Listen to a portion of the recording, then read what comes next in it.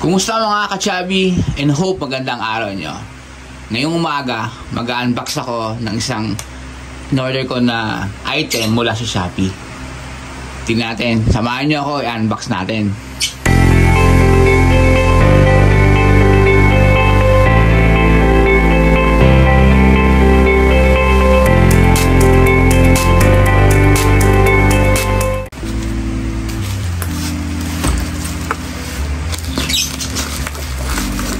Actually, gagamitin ko to dun sa motor ko na Dominar. Para sa Dominar to, in-order ko na canister. Kasi yung canister ko, nabakbak na. Yan.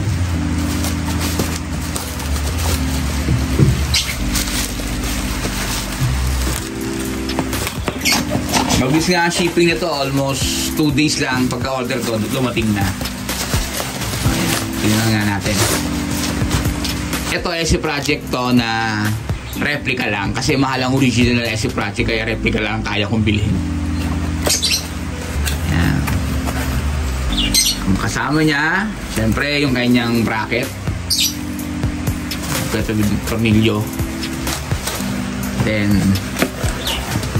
ano ba? Wala lang laman. Ito na yung mismong canister. Tingnan natin kung gaano kaganda. Yan. Kinuha ko silver kasi yung nakakabit sa akin sa Dominar ko ngayon is matte black. Medyo nabakbak na, saka mag-isang taon na rin, kaya naisipan ko palitan naman ng silver. So para maiba naman. Maganda, maiba naman yung itsura niya, saka para mas dito nababakbak tulad sa black na ano.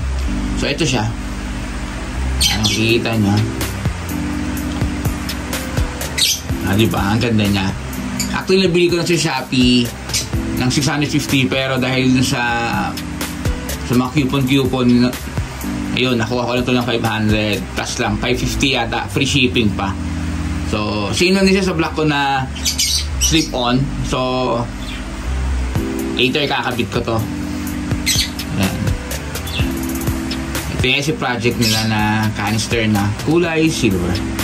Diba? So, salamat sa panonood. At balitaan ko kayo kung naikabit ko na to.